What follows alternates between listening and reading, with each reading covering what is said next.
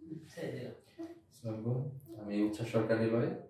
আমি Covid method থেকে আমার কোচিং শেষ করে আইটিএস এক্সাম দিয়েছি এবং আমি 6 পয়েন্ট পেয়েছি। আমি মাত্র 16 দিন এই কোভিড মেথডে ছিলাম এবং আমাদের টিচার কোভিড স্যার আমাকে এরকম গাইডলাইন দিয়েছিল, এই জন্য আমি 6.56 পেয়েছি। আর আমি সকাল 9টা থেকে বিকাল 6টা, আমার এখানে কোনো টাইম লিমিটেশন ছিল না। স্যারকে আমি যতক্ষণ বলতাম, কোনো সময়সীমা ছিল, যতক্ষণ ইচ্ছে স্যার আমাকে পড়িয়েছে। এবং আমি এখানে মানে ফ্যামিলির মতো, এখানে সবাই একসাথে পড়ালেখা করতেছে। যে কোনো সমস্যা হলে, যে কোনো প্রবলেম হলে ইনস্ট্যান্ট সলিউশন আছে, এখানে স্যার আছে সবসময়।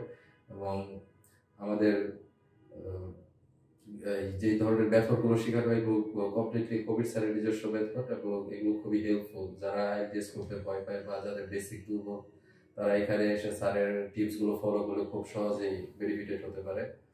আর আমি মাত্র 16 দিনে আমি এতটুকু কনফিডেন্স এসেছে যে আমি অ্যাটলিস্ট 6 পাবো এবং আমি আমার এক্সপেকটেশন অনুযায়ী রেজাল্টটা আসছে, তাই আমি খুব খুশি। এবং স্যার এবং ম্যামকে দুজনকে অত্যন্ত ধন্যবাদ আমাকে ওকে ওকে, থ্যাংক ইউ নীলা। তো আপনারা শুনছেন, নীলা আসলে আমাদের এখানে আসছিল মাত্র 16 দিন নিয়ে। তো আমরা চ্যালেঞ্জটা নিয়েছিলাম, তো সকাল 9টা থেকে 6টা পর্যন্ত তাকে করছি। তো সে খুশি, আজকে সে মিষ্টি নিয়ে আসছে, তো সবাইকে মিষ্টি দিবে। তো তোর বাবার কথা আমার বেশি ভালো লাগছে এবং তার বাবাকে যখন লাস্টে বললাম, তো উনি নিজেই ফোন দিয়ে আমাকে বলেন যে আমি সত্যিকার অর্থে আপনাদের কাছে খুশি, কারণ এত অল্প সময় শুনলেন। তো আশা করি আপনারা যারা আইএলটিএস স্পোকেন ফোনেটিক্সটা করতে চাচ্ছেন, তো কোভিড সাথে আসেন, প্রয়োজনে আপনারা একটা দুটা ফ্রি ক্লাস করে দেখেন।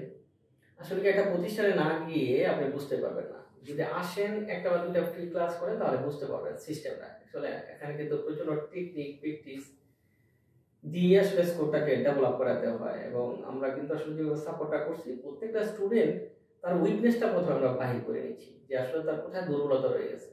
সেই দুর্বল জায়গা থেকে আমরা আসলে আস্তে আস্তে রিজার্ভ করে কিন্তু আমরা স্কোরটা উঠে দিচ্ছি। তো আমিও বলতেছি, আপনারা যারা আসলে আজ করতে চান, আগে এসে আমাদের একটা দুইটা ফ্রি ক্লাস করে দেখেন।